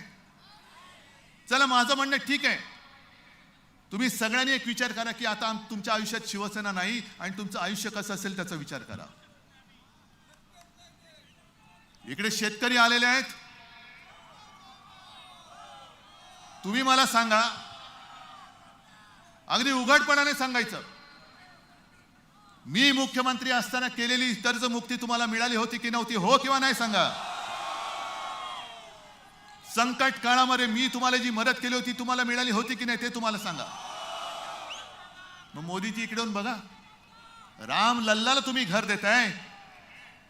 अरे ज्याने तुम्हाला राजकारणामध्ये पंतप्रधान पदाचं घर दाखवलं त्या राम लल्ला तुम्ही घर दाखवताय. मग महाराष्ट्रामध्ये ज्या शेतकरी आत्महत्या करतायत त्या शेतकऱ्यांच्या आता दुर्दैवाने विधवा पत्नी असंच म्हणावं लागतं, त्यांच्याकडे जाऊन त्यांच्या डोक्यावरचं जे छप्पर उडालेलं आहे, त्यांना घर मिळालं तरी उपयोग काय त्यांचा घरचा, त्यांचा पती, त्यांचं सौभाग्य. त्याने आत्महत्या केल्या तुमच्या राज्यात आणि तुम्ही म्हणता तुम्हाला घर देतोय. प्रधानमंत्री आवास योजना, प्रधानमंत्री आभास योजना, काय घरदार उजडलं, सगळं गेलं, उजाड झालं. घरावरचं छप्पर उडून गेलं. काय करणार ती तानी बाळं, त्यांची मुलं काय करणार, त्यांची पत्नी काय करणार, आई वडील काय करणार. पण आम्ही तुम्हाला घर देतो. उज्ज्वला गॅस पिकवणार काय, काय शिजवणार काय. म्हणजे काय काय ठिकाणी तर एवढी भयानक परिस्थिती आहे. मी जेव्हा शेतकऱ्यांच्या भेटीला बांधावरती गेलो होतो, गेल्या 1-2 वर्षामध्ये दिवाळी होती, अक्षरशः माझ्या अंगावरती काटा आला की आमचा अन्नदाता मला विचारतोय की साहेब सगळंच गेलं, डोक्यावरती कर्ज चढले, आता आम्ही खायचं काय ते सांगा. म्हणजे जो आम्हाला जेवण देतो, मोदीजी तुम्ही उपास केला, पण माझा शेतकरी आपल्याला जो पोसतो, आपला पोशिंदा आपला शेतकरी आहे, तो जर उपासमारीने मरत असेल तर तुमच्या उपासाचं कौतुक काय? कोणी कोणाचं कौतुक करायचं? आणि खरं म्हणजे पंतप्रधानांचं कर्तव्य आहे, उपास करा. तुमच्या धार्मिकपणाबद्दल मी काही म्हणत नाही, पण निदान उपास करण्यापूर्वी माझ्या देशामध्ये एक सुद्धा पोट उपाशी राहिलं नाही पाहिजे, राहणार नाही, ही काळजी घेणं हे पंतप्रधानांचं काम आहे. मग लोक विचारतात, मी दिल्लीमध्ये गेलो होतो इंडियाच्या बैठकीला आणि संजय राऊतांनी घरी त्यांच्या एक अनौपचारिक असं पत्रकारांसाठी जेवण ठेवलं होतं आणि सगळे बसले होते. मीडिया हेड होते, काही चॅनलचे हेड होते, काही प्रिंट मीडियाचे होते. आणि एक नेहमीचा प्रश्न की लेकिन विकल्प क्या है, म्हणजे तुम्ही सगळे एकत्र जमलात पण पर्याय काय आहे? म्हटलं हाच आमचा प्रश्न आहे की भारतीय जनता पक्षाकडे पर्याय काय आहे? एकच चेहरा आहे आणि त्याच्या जीवावरती आता तुम्ही मत मागू शकत नाही. आता तुम्हाला रामाची मदत लागते मत मागायला. कर्नाटकामध्ये हनुमान बजरंगबली की जय म्हणजे देवांची मदत लागली तुम्हाला मत मागायला. मग मोदीजींनी केलं काय 10 वर्षात?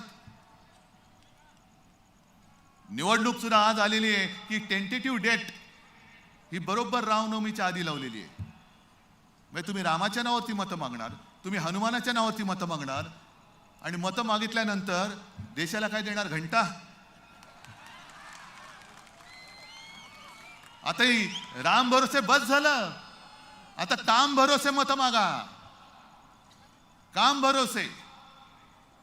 आणि म्हणून मी त्यांना सांगितलं की त्यांच्याकडे दुसरा चेहराच नाहीये, पण आमच्या आघाडीमध्ये भरपूर चेहरे आहेत आणि पर्याय कशाला? मग मी पत्रकारांना प्रश्न विचारला, तोच तुम्हाला सांगतो. मी त्या पत्रकाराला सांगितलं की तुम्ही माझ्या समोर बसला आहात, तुमच्या समोर टेबल आहे, तसाच तुम्ही विचार करा. तुमच्या समोर टेबल आहे आणि त्या टेबलवरती 2 पेले ठेवलेले आहेत.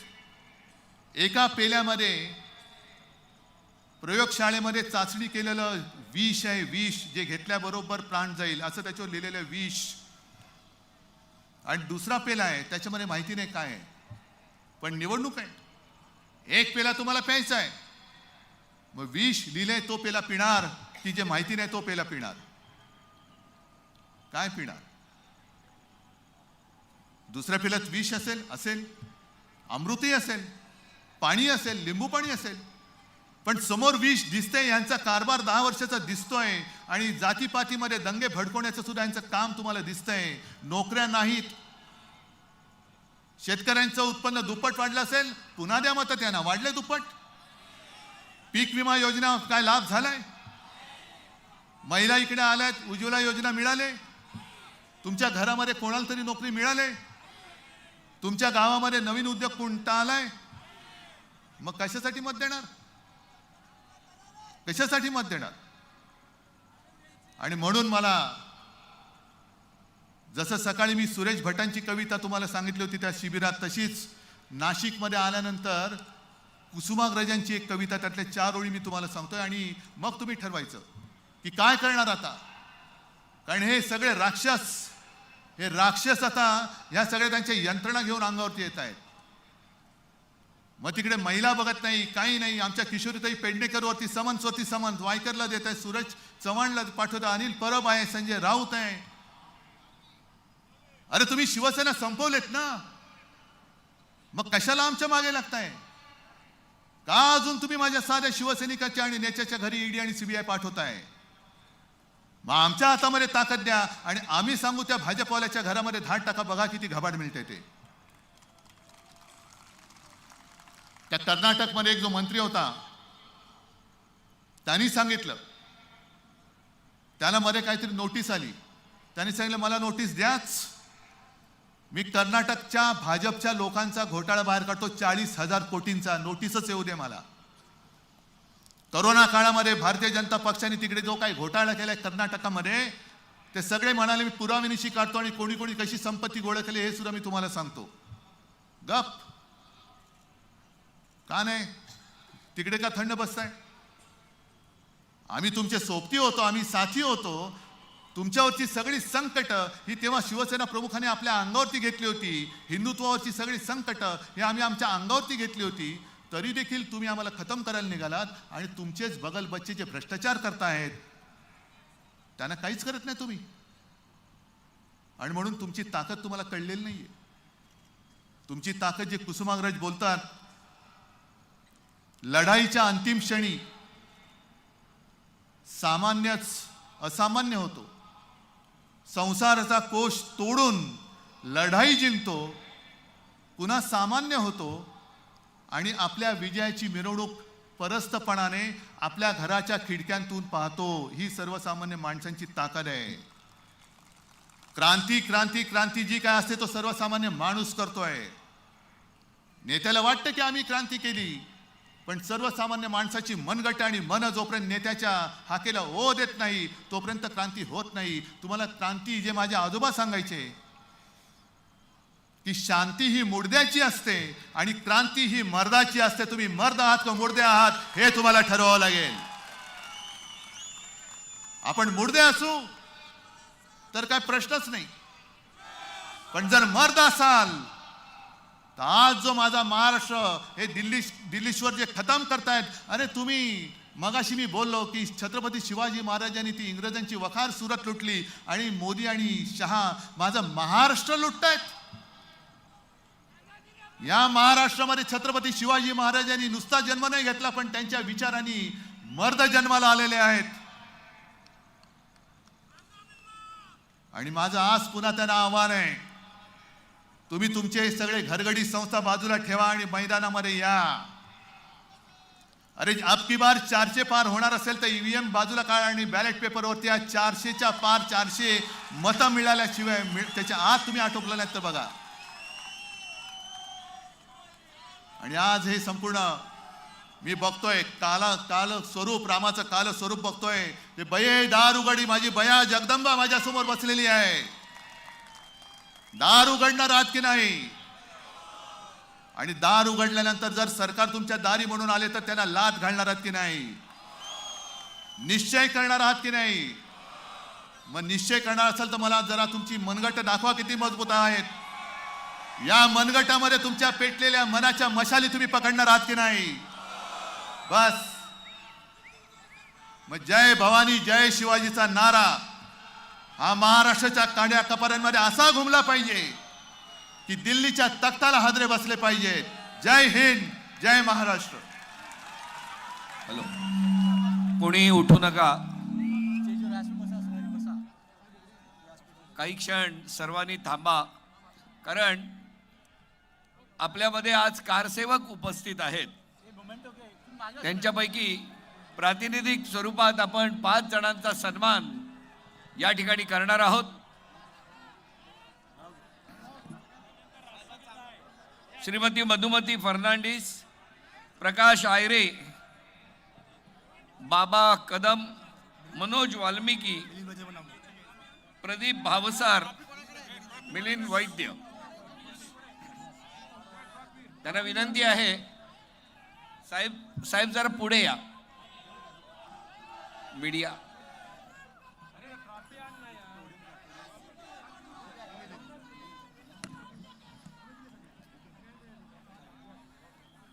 आणि या सर्वांच्या वतीने उद्धव साहेबांना प्रभू रामचंद्राची मूर्ती देऊन उद्धव साहेबांचा सन्मान करण्यात येत आहे.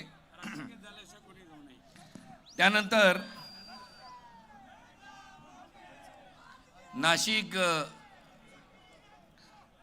नाशिक जिल्ह्याच्या वतीने उद्धव साहेबांचा सन्मान या ठिकाणी करण्यात येणार आहे.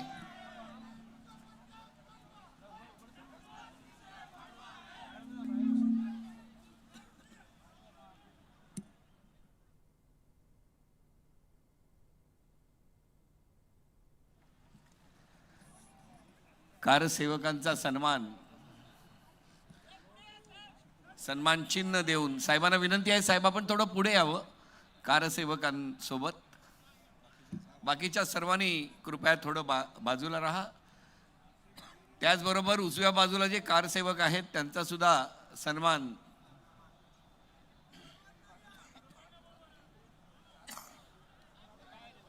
यानंतर नाशिकच्या वतीने साहेबांना पुष्पगुच्छ, शाहीरांचाही पुष्पगुच्छ देऊन सन्मान करण्यात येणार आहे. आणि मग राष्ट्रगीताने या सभेची सांगता होणार आहे.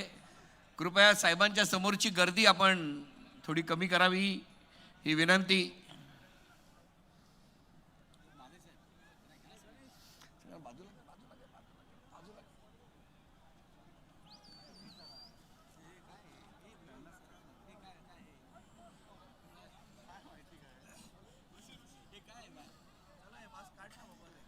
राष्ट्रगीतासाठी सर्वांनी उभं राहावं.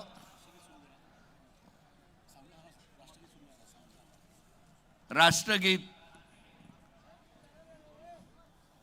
एक मिनिट जरा थांबा, एकच मिनिट.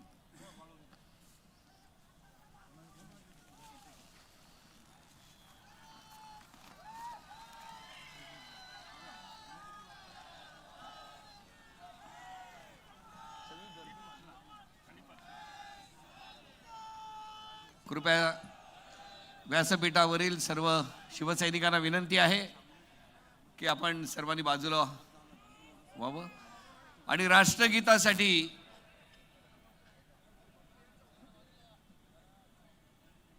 राष्ट्रगीत सुरू करा.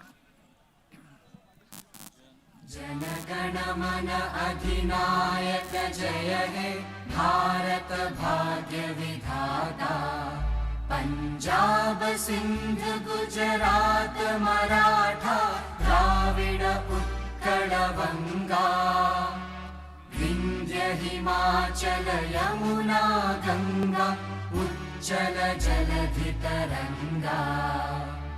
तव शुभ नामे जागे, तव शुभ आशीष मांगे, गाहे तव जय गाथा, जनगण मंगलदायक जय हे भारत भाग्य विधाता, जय हे जय हे जय हे जय जय जय जय हे।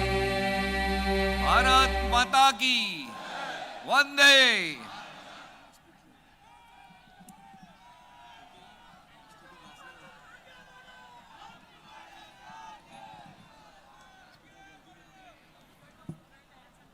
व्यासपीठाच्या उजव्या बाजूला सर्व कारसेवक